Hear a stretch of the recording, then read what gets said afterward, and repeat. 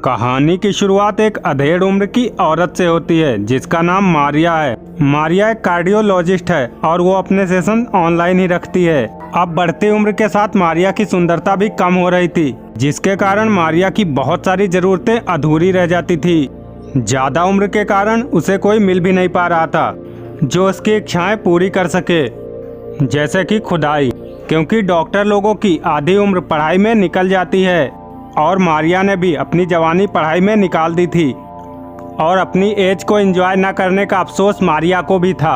और मारिया ने तो शादी भी नहीं की थी, इसीलिए उसकी लाइफ बहुत ज़्यादा बोरिंग हो चुकी है। लेकिन उसकी इस बोरिंग लाइफ में मसाले का काम उसकी बहन रिचेल करती थी।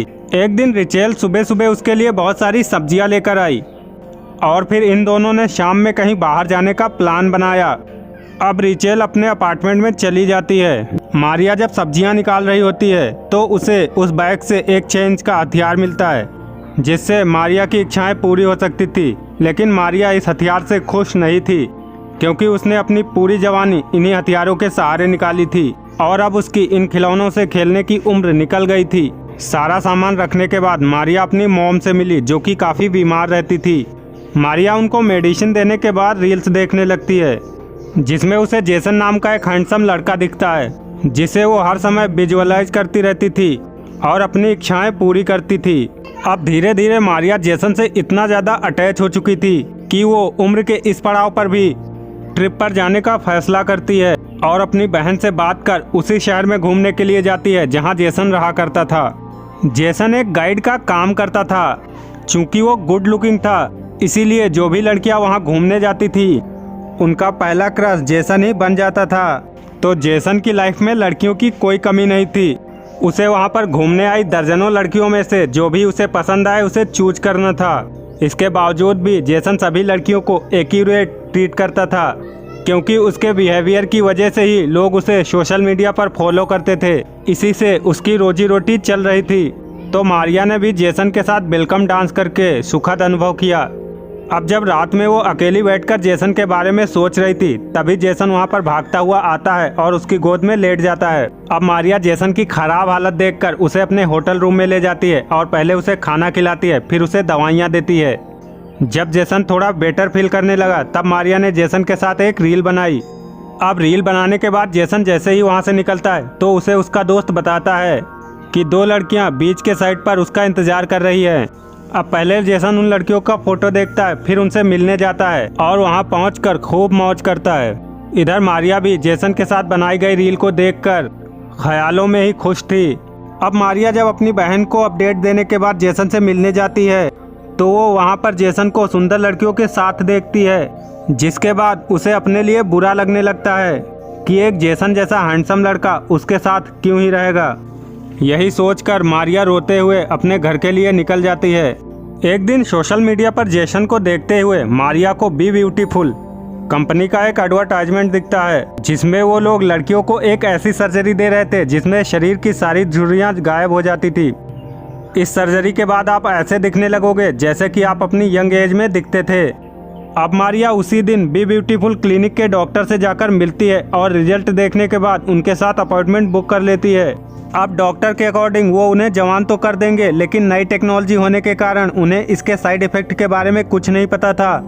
तो रिस्क होने के बावजूद भी मारिया सर्जरी के लिए मान जाती है। अब डॉक्टर सर्जरी का प्रोसीजर शुरू कर देते हैं। इसके बाद कुछ दिनों बाद जब मारिया को होश आता है तो वो अपने आप को एक मम्मी के रूप में देखती है, लेकिन जब वो अपनी बॉडी से सारी पट्टियां हटाती है तो वो अपने आप को एक बहुत ही खूबसूरत लड़की के रूप में पाती है जो कि पहले से काफ़ी ज़्यादा जवान, खूबसूरत और आकर्षक थी। अब मारिया बिना किसी देरी के अपने इस नए लुक को लेकर जेसन के पास जाती है, जहां पर मारिया की खूबसूरती को देखकर लड़के तो छोड़ो लड़कियां भी उसके पीछे पागल हो रही थी। इसी वजह से वो जेसन की नज़र में भी आ जाती है। पार्टी के बाद जब मारिया अकेले बैठी हुई थी तो उसके पास जेसन आता है, जिसके बाद मारिया उसे अपने होटल रूम में ले जाती है, जहां पर मारिया जल्दी से जेसन के साथ अपनी प्यास बुझाना चाहती थी। लेकिन मारिया के इस बिहेवियर को देखकर जेसन का मूड नहीं बनता, इसीलिए वो वहां से चला जाता है। इसीलिए मारिया फिर से जेसन को फील करके अपनी इच्छाएं पूरी करती है। अब अगली सुबह मारिया की बहन ने उसे जगाया तो मारिया फिर से जेसन के पास गई और जेसन के तंबू में उसका बम्बू लिया। जेसन एक बार में ही थक जाता है, इसीलिए मारिया उसका मुंह में लेकर एनर्जी देती है। फिर एक बार जोरदार खुदाई होती है। मारिया की वाइल्डनेस जेसन को अब धीरे धीरे पसंद आने लगी थी, इसीलिए इन दोनों को जहां पर भी थोड़ा सा मौका या टाइम मिलता दोनों खुदाई करते थे। इतनी खुदाई का मजा लेने के बाद मारिया इस बॉडी में आकर बहुत ज़्यादा खुश थी। अब मारिया ने अपनी खूबसूरती को और ज़्यादा बढ़ाने के लिए बहुत सारी शॉपिंग की, जिसके बाद जेसन के ऊपर मारिया का ऐसा जादू चलता है कि वो दोनों बहुत जल्द रिलेशनशिप में आ जाते हैं। अब मारिया जेसन के साथ उसके हर शूट में रहने लगी थी। अब से जेसन जहाँ भी जाता मारिया उसके साथ ही रहने लगी थी और मौका मिलते ही दोनों खुदाई कर लेते थे। अब एक दिन मिरर के सामने खड़े हुए मारिया ने नोटिस किया कि उसके फेस पर रिंकल्स आ रहे हैं, इसीलिए वो भागते हुए डॉक्टर के पास जाती है। अब डॉक्टर उसे ट्रीटमेंट के लिए ले जाते हैं, जहाँ पर थोड़ी ही देर में मारिया पहले जैसी बन जाती है। अब इस ट्रांजैक्शन में मारिया को डॉक्टर ने भी हेल्प करने से मना कर दिया, क्योंकि ये सर्जरी किसी पर ही प्योर तरीके से काम कर रही थी। अब सिचुएशन को एक्सेप्ट करने के बाद मारिया घर आती है और अपना दुख अपनी बहन रेचल के साथ शेयर करती है, जहां पर मारिया की बहन उसे दुख से निकालने के लिए बहुत सारा जंक फूड मंगाती है और दोनों मिलकर खाती हैं, क्योंकि अपना फिगर मेंटेन करने के लिए मारिया ने काफ़ी दिनों से जंक फूड को हाथ भी नहीं लगाया था। अब इस ओवर ईटिंग की वजह से मारिया की बॉडी में रिएक्शन हो जाता है, जिस वजह से उसके फेस पर बहुत बड़े पिंपल निकल जाते हैं। इन पिंपल्स को देखने के बाद मारिया सारी उम्मीद ही छोड़ देती है और तो और मारिया को मिनी हार्ट अटैक भी आ जाता है। लेकिन मारिया अभी भी जेसन को सोशल मीडिया पर स्टॉक करती रहती थी, क्योंकि जेसन लगातार उसे मैसेज और कॉल किए जा रहा था और मारिया जेसन के मैसेजेस और कॉल का रिप्लाई नहीं कर रही थी, ताकि जेसन के सामने उसका असली सच कहीं बाहर ना आ जाए। लेकिन जेसन ने एक दिन किसी तरह मारिया का एड्रेस ढूंढ निकाला और उसके घर आ गया। तब सिचुएशन को मारिया की बहन ने संभाला और रिचल की बातें सुनकर जेसन समझ गया कि मारिया उससे मिलना नहीं चाहती। मारिया की इन बातों से जेसन का दिल पूरी तरीके से टूट चुका था, इसीलिए वो अपनी पुरानी लाइफ में लौट आता है और बाकी सभी लड़कियों के साथ घुल मिल गया। ये देखकर मारिया को थोड़ा दुख तो हुआ, लेकिन वो खुश भी थी कि जेसन उसे भुलाकर अपनी लाइफ में आगे बढ़ गया है।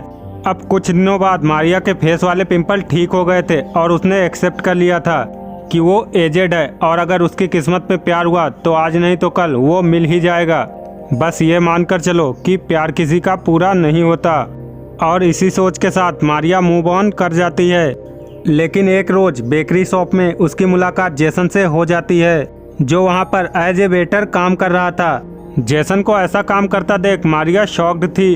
यहाँ मारिया उसे अपना सच नहीं बताती है, लेकिन अपनी बहन रिचल और जेसन की जान पहचान करवाती है, जिसके बाद जेसन उन दोनों के साथ कॉमेडी वे में मजाक में फ्लर्ट करता है, जिसके बाद उन दोनों में कॉमेडी वे में फाइट हो जाती है।